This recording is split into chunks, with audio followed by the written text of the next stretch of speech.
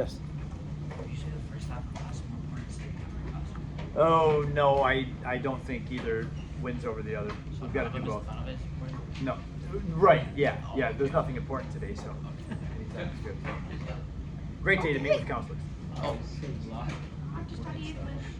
Yesterday at the end of the hour, we got to this point, and there is a relationship between the voltage of a cell, an electrochemical cell, and its delta G. And that relationship is right here. Delta G equals negative, and the number of moles of electrons times F. Go ahead and grab another one to add to the collection he has. He's going to Rushi. Times the cell potential. That F is Faraday's constant. As I told you yesterday, Faraday's constant is on the equation sheet, so that's a nice thing. After this slide, we didn't get past this one. I would like to ask you, and I'm going to kind of walk you through this too. We get to this example. This is one of the questions in the book. I don't remember if this is assigned. I don't think it is. But this is not. If you were to take on this question on your own, this may challenge you. Calculate the amount of work that can be obtained. When you see that expression, work that can be obtained, that's equivalent to delta G. Delta G is the free energy. That's the amount of energy that a system has that can be used for work. So it's asking us to find delta G from the galvanic cell described by the following equation. So they give us a chemical equation, and we should be able to use the reduction potential table to determine the cell potential. If we can find the cell potential for this thing, we can use that equation that we were just looking at to find the delta G. And let's do that. Let's come up with the cell potential for this. This is the part that's a little bit tricky. You have two reactants and two products. It's a redox reaction. Every term has Cl in it. This has nothing to do with the problem itself, what the name of it is, but we call this reaction a disproportionation reaction. Disproportionation reaction is where the same element oxidizes and reduces. So chlorine is both oxidizing and reducing in this reaction. We have to figure out what the two half reactions are and figure out what the cell potential is.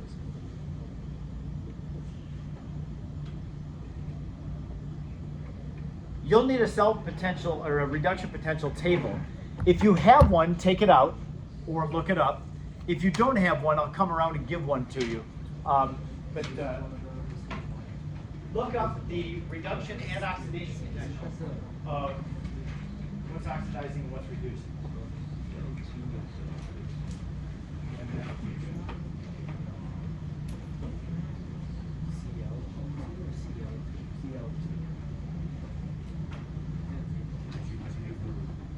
Got to be kidding me. Oh, you got a few. Let me see if I have any left over. Did any need one? I guess you guys are sharing, but you take one too.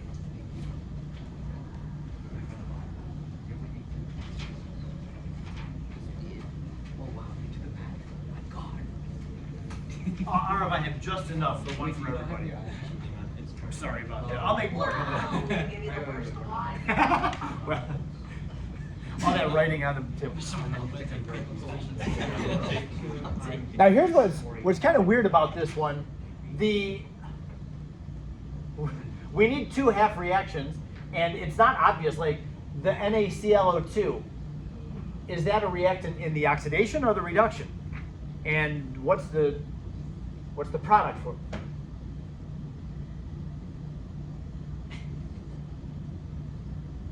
Can we identify the oxidation half reaction and the reduction half reaction? I'll give you a hint. There's not a whole lot of ClO2 on that table. If you can find a half reaction that involves ClO2, there probably is only one of those. So that'll help you. Can you find it? The reaction that involves ClO2 is in the first column, the left column, 3/4 of the way down or so.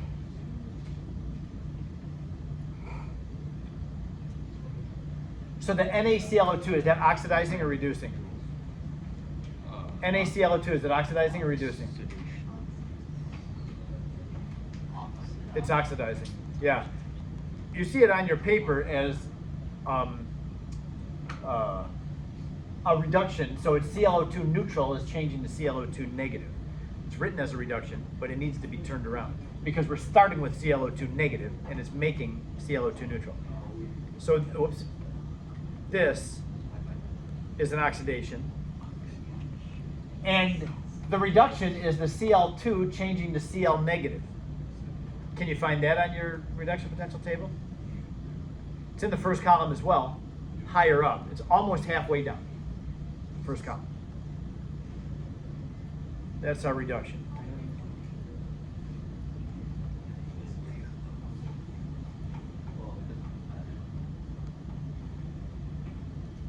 If we know the half reactions, and we can look them up on the table, then we can figure out what the cell potential is. Let's do the reduction first, the Cl2 changing to Cl negative. What is the reduction potential of that half reaction? 1.36 volts, yep. Now the oxidation, this is something that's so annoying to me. I don't know why the Zoom dolls do this. For this one very obscure half reaction, I mean, how much ClO2 have you ever heard of in your life?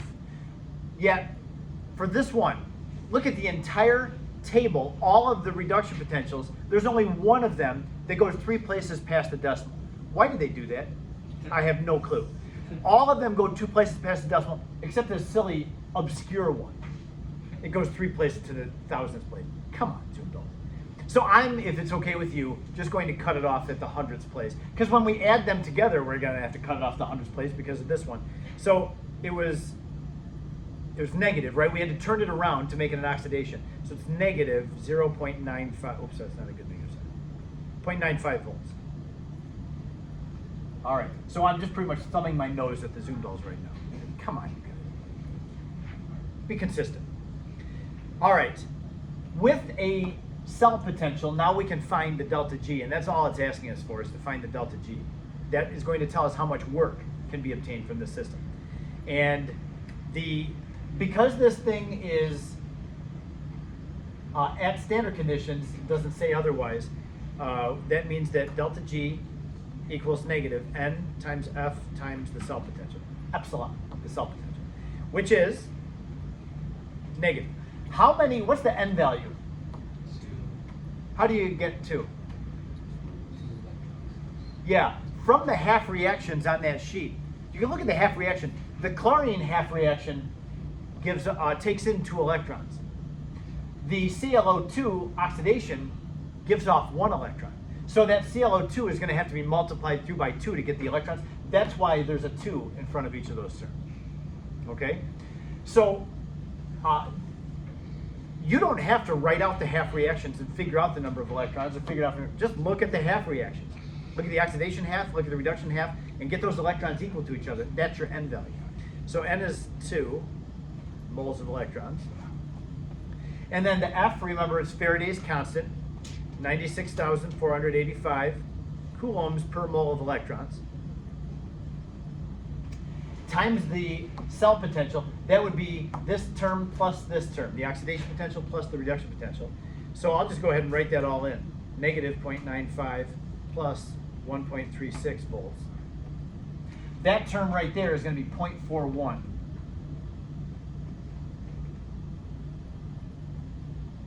So now we just multiply them together and get the delta G.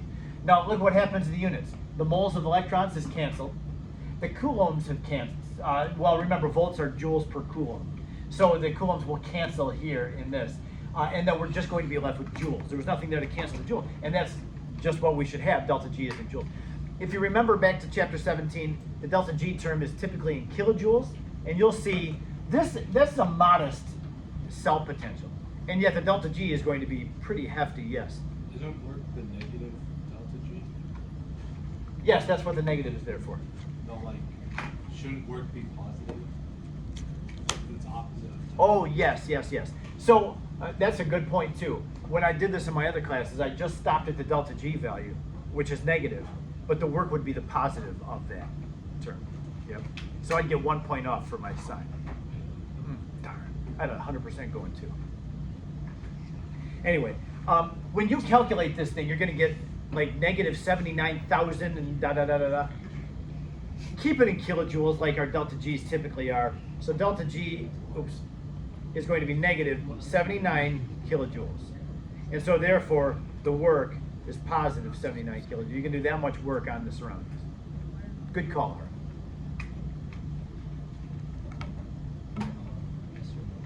Would it be 266 because of the Yeah. voltage? And we wouldn't use the. You wouldn't use the number of moles of electrons. That's an exact number.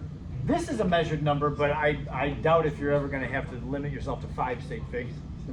So it's going to be this that dictates the number of sig figs. Yes? Can I go? Yeah, of course. Go ahead. I think nothing. Oh, take your backpack too, just in case you meet like for 15 minutes. No, it's 'cause, like, watching. I get it. Not really. You want to take your jacket too, in case you're just there the rest of the day?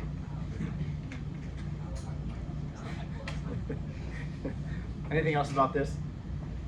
All right, so that's our relationship between the cell potential and delta G. Yes, you know that term spontaneous means that we're going to see delta G show up, and there it is.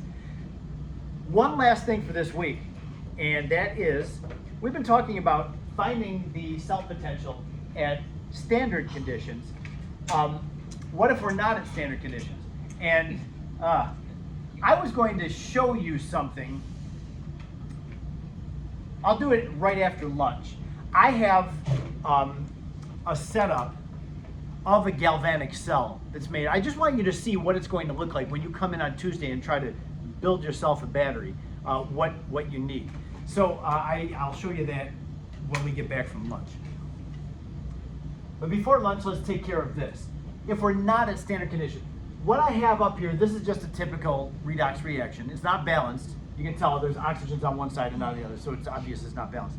However, if I have iron oxidizing and permanganate reducing, and all of my solutions that are present there, all my ions are at 1 molarity. That's standard. And since it's standard conditions, I would expect that the table values of the oxidation potential and the reduction potential will give me the correct voltage for this cell. But then, what do I do if the concentrations are not standard? Can we find the cell potential? The answer is yes, but qualitatively first, let's take a look at what we expect to happen. The first bullet point over here says, what would happen to the cell potential then if the permanganate here in the reactants, if that weren't 1 molarity, but it were 2 molarity, if we doubled the concentration of permanganate? If we have more permanganate, what happens to the reaction?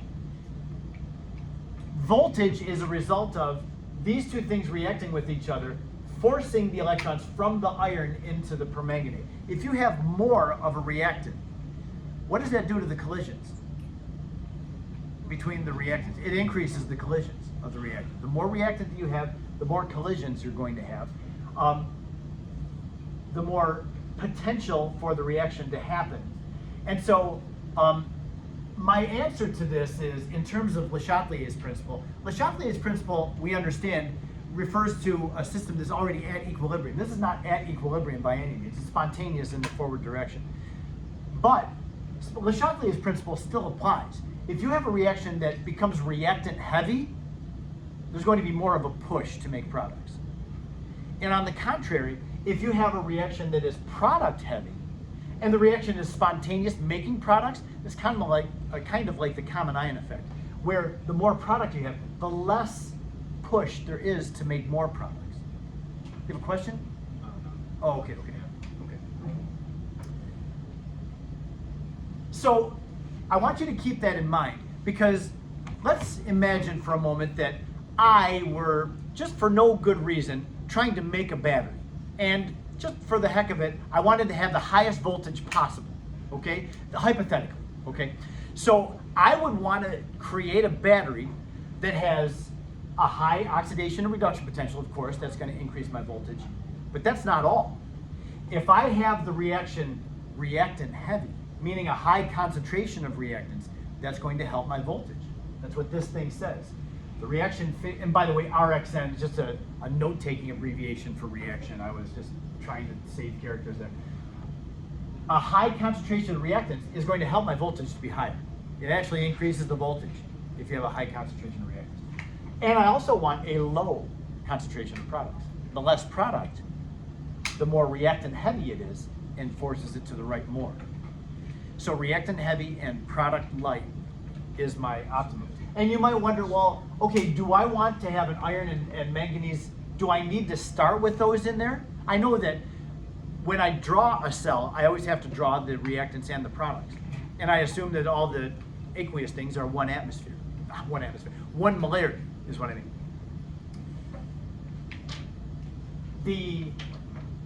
The products don't necessarily have to be there. However, there should be some ions present in both compartments. You need some ions because electricity is the flow of charge. And yes, the electrons are going through the wire, but even in the beakers where the reactions are happening, you need charged things to carry the current. So as your iron is oxidizing to make Fe+2, it's producing Fe+2. So at the beginning, when there is none or a very low concentration of this, there still needs to be some drawing in of the charge. And the lower concentration there is, the less the salt bridge realizes that the electrons have to come, or the negative ions have to come in. So your reactants, you should have lots of ions everywhere, even if they're not reacting ions. The more ions you have present, the better the charge conducts. So what I'm saying is this: you want a high concentration of reactants, anything that can have a concentration. Iron doesn't have a concentration. You don't need to use a bigger bar of iron. If you use a thin, like nail, it's fine, as long as it doesn't all dissolve away. If you have some solid there, that's fine. It doesn't have to be big. But when you have solutions that have a concentration, the higher the concentration, the better. And for your product concentrations, the lower the product concentration, the better. Yes? Is there a way to like remove the product, or are we not allowed to do that? Like as the reactions go in? Sure, there would be ways to do that. Yeah. Like, if I had hydroxide in this container, the iron oxidizing to Fe+2, if I have hydroxide, like sodium hydroxide present in there, when the iron is made, it will precipitate out. And that will keep the iron ion concentration low. So that is possible. Yep. Okay. Anything else I wanted to say about that? I don't think so. So you want not much product at the beginning, but lots of ions present at the beginning. Honestly, non-reacting ions are fine. And the more you practice generating a voltage in your cell, the more you'll understand that. It will become very clear to you. Yep. So don't just put your iron into water, thinking, oh, I don't want any iron, so I'll just put it into water. It's probably not going to have a voltage at all, because you need something to conduct charge and keep that charge flowing. Okay, so this is just a little baby derivation. This is pretty harmless. When I say derived, people say, oh, no, don't do that to us. But this is not a big deal. We remember, maybe, from thermochemistry, Gibbs gave us delta H minus T delta S for delta G. But he also gave us this relationship. Delta G, the changing delta G, equals standard delta G, which is a constant, plus RT ln of Q. We've learned just yesterday that delta G has a relationship with the cell potential. So delta G equals negative N times F times epsilon. So we can replace the delta G term with negative NF epsilon. And so there it is. There's the delta G and there's the delta G standard. So we now have our Gibbs equation in terms of the voltage of a cell. So if I want to know what the voltage of a cell is, then I'll just divide out the negative NF term, so I just have the voltage of the cell. And that would be this divided by negative NF, which is just the negative NF cancels out. We have the standard cell potential, this is the table value. And then this term gets divided by NF, so it would be negative, because I had to divide out negative NF, so it's negative RT NF times the ln of Q. Q would be the product over reactant concentration. Now, I have one more step to this, and before I tell you what that other step is, I wanted to tell you that on the AP exam, the equation sheet, this is what's given to you. Look up here. This thing is given to you on the equation sheet, not this. This is not very nice of the College Board to give you. It should have been this. And the reason is because R is a constant. It's 8.31. When you have energy involved in R, we use the thermodynamic constant, 8.31 joules per mole Kelvin. T, all of the electrochemistry reactions were running at 25 degrees Celsius. You can just consider the temperature to be a constant, 298 Kelvin. The F is Faraday's constant. It's 96,485. You just put it in there. So the only thing in this term of 4 variables that's changing, that can depend on the reaction, is the N term, the number of moles of electrons. Not all reactions use the same moles of electrons. So the R, T, and F have the numbers put into them, and that gives us 0.0591. But there's one other thing. Like if you take your calculator and you multiply 8.31 times 298 divided by F, that's not going to give you this number. There's one other change that was made here, and this is not a misprint. And you're looking at this thinking, what's he doing there changing? Notice that it goes from natural log ln to log log. There is a conversion factor from log base 10 to natural log, and I believe it's like 2.303. The log of x equals 2.303 times the natural log of x. There's a conversion factor in between us. That is also taken into account. So this should be log log. This was developed, this equation was derived by a guy named Nernst way back in the 1800s. So this thing is known as the Nernst equation. It's very streamlined and easy to use. When we get back from lunch, we'll do a few examples of using this equation. And this is for when the reaction is not happening in standard conditions. If your concentrations are not 1 molarity, you're stuck using the Nernst equation. It's not bad. We'll see how the amount of reactants and products affects, or how it changes the standard cell potential. So lunch next, I think it's 8 or 11:30. Go ahead to lunch.